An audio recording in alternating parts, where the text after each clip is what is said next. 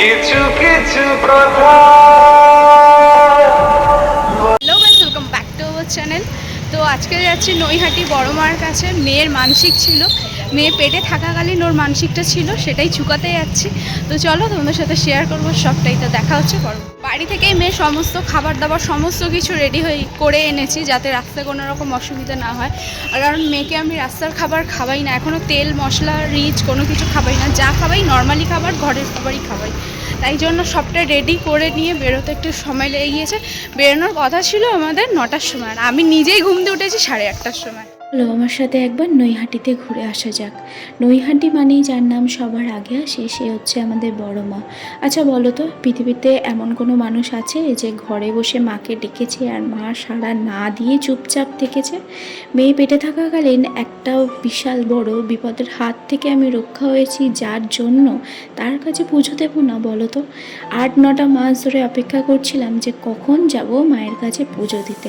মেয়ে একটু বড় হতেই, মানে স্যারালাক দুধ ফুদ ছাড়ার পরে একটুখানি ভাত রুটিতে আসাতেই আমি ছুটলাম মায়ের কাছে।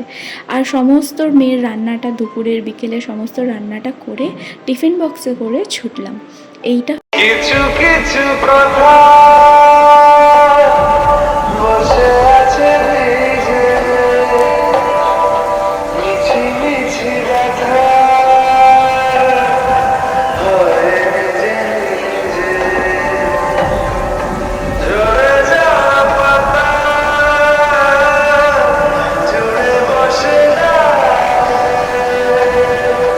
মেঘে মেঘে কথা। লেট। তারপরে ট্রেনেতে উঠে বসলাম, প্রায় 10 থেকে 15 মিনিট হয়ে গেছিলো। তারপরে ট্রেন ছাড়লো, পৌঁছালাম ধিক ধিক করে। জানো তো, শিয়ালদা থেকে নৈহাটি প্রায় 1 ঘন্টার রাস্তা। আর টিকিট কতটা নিয়েছিল সেটা এখন আমি মনে হয় ভুলে গিয়েছি। পৌঁছালাম নৈহাটি জংশন স্টেশন। সেই স্টেশন থেকে নামতেই বিশাল জোর বৃষ্টি। বিশাল জোর মানে বিশাল জোর। স্টেশন থেকে যদি আমি বেরোই তাহলে এই ছোট্ট বাচ্চাটাকে নিয়ে আমাকে ভিজতে হবে। তাই জন্য সানসেটের ওপর দাঁড়িয়ে থাকলাম। এটাই হয়তো মায়ের পরীক্ষা নিল আমাকে। আমাকে এত বড় বিপদ থেকে মুক্ত করেছে মা আমাকে, আর এইটুকুনি পরীক্ষা আমি দিতে পারবো না? নিঃসন্দেহে এবং নির্দ্বিধায় কোনো রকম মাথায় ব্যস্ততা না রেখে 3জন মিলে অপেক্ষা করছিলাম বৃষ্টিটা থামার। একটুও মনে হয়নি, বিশ্বাস করো, যে বাড়ি চলে যাই। এত বৃষ্টি যেমন পড়ছিল, আমরা বৃষ্টিটাকে এনজয় করছিলাম। সময়ে কখন যে 2 ঘন্টার কাটা পেরিয়ে গিয়েছে আমরা নিজেরাও জানি না। এইদিকে আমার মেয়ে আমার কানের দুল নিয়ে খেলতে ব্যস্ত। ও বেশ এনজয় করেছে, আর ও আমাদের মতনই হয়েছে। ও ঘুরতে বিশাল ভালোবাসে আমাদেরই মতো।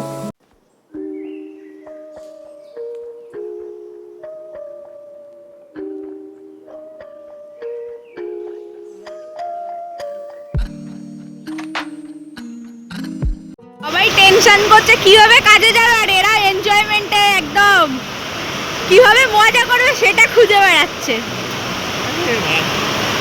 ভাই রে বক্সটা হলে ভালো হতো, বল নাচছিস এখানে।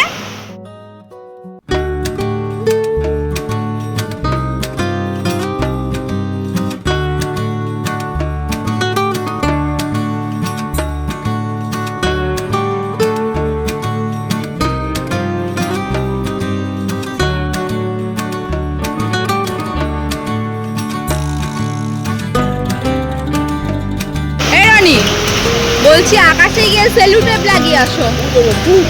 ফু দিলে বৃষ্টি কমে যাবে, ফু দিলে কমবে না। আকাশে সেলুটেপ লাগিয়ে আসো।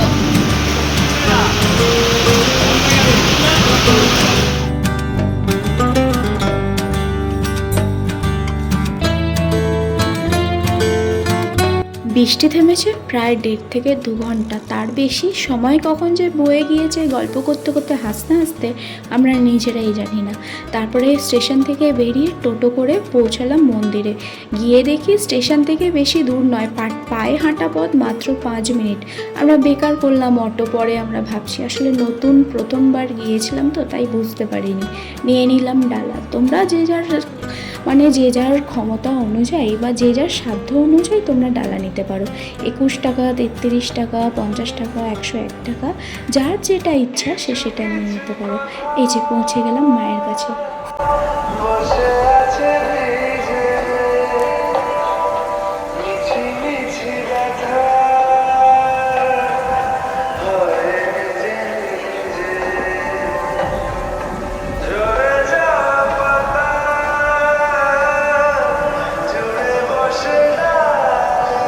মায়ের কাছে এসে কি যে শান্তি পেয়েছি আমি তোমাদেরকে বলে বোঝাতে পারবো না। আলাদাই অন্যরকম একটা শান্তির জায়গা। এখানে এনারা টিপ পরিয়ে দিচ্ছিলেন, এনাদের কোনো টাকার ডিমান্ড নেই যে এত টাকা দিতে হবে বা অত টাকা দিতে হবে। ওরা টিপ পরিয়ে তোমরা তোমাদের সাধ্য মতো যে যার যেটা খুশি সে এটা এনাদেরকে দিতে পারো। এখানে সিঁদুরের টিপ যেমন দেওয়া হয় তেমন চন্দনের টিপও দেওয়া হয়। আজকের মা পুজো দেওয়াতে অনেক পরীক্ষা নিয়েছে, আমাদের প্রচুর পরীক্ষা নিয়েছে। মানে যখন বেরোনোর সময় ছিল তার দিয়ে বেরোলাম অনেক ঘন্টা পর। এখানে এসেও মানে প্রায় 1.5 থেকে 2 ঘন্টা শুধু স্টেশনে অপেক্ষা করেছি, এত বৃষ্টি। খাবারের দোকান তার মধ্যে এখানে এসে পুজোটা দিয়েছি খুব ভালো। চা খাবি? মানে আজকে মানে মেয়ের মানসিক ছিল, মানসিকটা চুকানো হয়েছে। পুজোটা খুব ভালোভাবে দেওয়া হয়েছে, কিন্তু অনেক পরীক্ষা নিয়ে মা আমাদের হাত দিয়ে পুজোটা নিয়ে। বৃষ্টি হওয়ার কারণে মন্দিরে তেমন অতটা ভিড় হয়নি, তাই খুব শান্তিভাবে মায়ের দর্শন করেছি, মাকে পুজো দিয়েছি। এবং মন্দিরের ভেতরে যেই পান্ডাগুলো ছিল তারা অত্যন্ত পরিমাণে ভালো এবং প্রচণ্ড পরিমাণে ভালো ব্যবহার দিয়েছে আমাদেরকে। অন্যান্য জায়গার মতো নয়, ওই এমনি খিটখিট করা বা একটুখানি ছুঁয়ে দেওয়া মায়ের পায়ে। মন ভরে মাকে দর্শন করেছি। তবে হ্যাঁ, ফোন ওখানে মায়ের ছবি তোলার জন্য কোনো রকমভাবে অ্যালাউ নেই। বাইরে মায়ের ছবি পাওয়া যায়, সেটা সেখান থেকেই সংগ্রহ করতে হবে। আমরা কোনো রকমভাবে মন্দিরের যাতে নিয়ম শৃঙ্খলা যাতে বাজে না হয়, আমরাও সেরকমভাবে কোনো রকমভাবে ছবি তোলার জন্য কোনো ব্যস্ততা দেখাইনি। শুধু 2 চোখ ভরে মাকে দেখে গেছি, আর শুধু মাকে একটাই বলেছি, আমার মেয়েকে ভালো রেখো। আমার মেয়েকে যেমন তুমি সুস্থ সবলভাবে পৃথিবীতে এনেছো, আমার মেয়ে যেন সারা জীবন সুস্থ সবল ভালো থাকে। ব্যাস, একটা মা হিসেবে আমার তোমার কাছে মানে বড় মায়ের কাছে আর কোনো কিছুই চাওয়ার নেই। হচ্ছে বড় মায়ের অর্থাৎ নৈহাটির বড় মায়ের মন্দিরের ঘাট। দেখো, আমরা যেরকম প্রত্যেকটা জিনিস ব্যবহার করি তেমন ব্যবহারের শেষে পরিষ্কার করে পরিচ্ছন্নভাবে গুছিয়ে ঘরে রাখি, ঠিক তেমনই আমাদের দেশে যেই জিনিসগুলো রয়েছে সেইগুলো সুন্দর এবং ভালো রাখার দায়িত্ব আমাদেরই। শুধু মন্দির বলে কেন, অন্যান্য সব জায়গায় যেমন যা ইচ্ছা খেলাম আর যেখানে ইচ্ছা ফেলে দিলাম, এটা করলে পরের অন্যান্য দেশ থেকে যারা আসবে তারা বদনাম আমাদেরই করবে। ঠিক যেমন আমাদের বৃন্দাবনে হয়। বৃন্দাবনের যে কোনো পুকুর নদী নালার কাছে এখন এতটাই বেশি আমরা নোংরা করে ফেলেছি, এখন বিদেশ থেকে লোক এসে তারা পরিষ্কার করছে। কেন? দেশটা আমাদের, ভগবান আমাদের, ভালোবাসার জায়গা আমাদের, তাহলে বিদেশ থেকে লোক এসে কেন পরিষ্কার করবে? কেন আমাদের দেশকে নোংরা বা গন্ধ বা অন্যান্য নামে পরিচয় দেবে? কেন আমাদের দেশকে গরিব বা ভিখিরি বলে পরিচিত হতে হবে? আমরাই মেন আমাদের দেশকে বদনাম করার জন্য। যতটা পারি পরিষ্কার করে রাখি না কেন। আর নোংরা তো আর এমনি আকাশ থেকে হয় না, আমরা করি বলেই নোংরাটা হয়। এগুলো শুনতে জ্ঞানের কথা হলেও, আচ্ছা ভাবো তো, তুমি যেখানে বসে ভাত খাও সেখানেই কি থালাটা দীর্ঘদিন ধরে পড়ে থাকে না এঁটোটা পড়ে থাকে? তোমরা এঁটোটা পরিষ্কার করো না? ঘর যদি নোংরা হয় ঘরে ঝাঁট দাও না, মোছো না? তাহলে রাস্তাঘাটে বেরিয়ে যেখানে সেখানে নোংরা প্যাকেট ফেলে বা আবর্জনা ফেলে রাস্তাটাকে কেন নোংরা করি? এই যে দেখো তো, এই নদীটায় যে এত নোংরা ভেসে যাচ্ছে, এটা কিসের জন্য? আমাদের এই জন্য।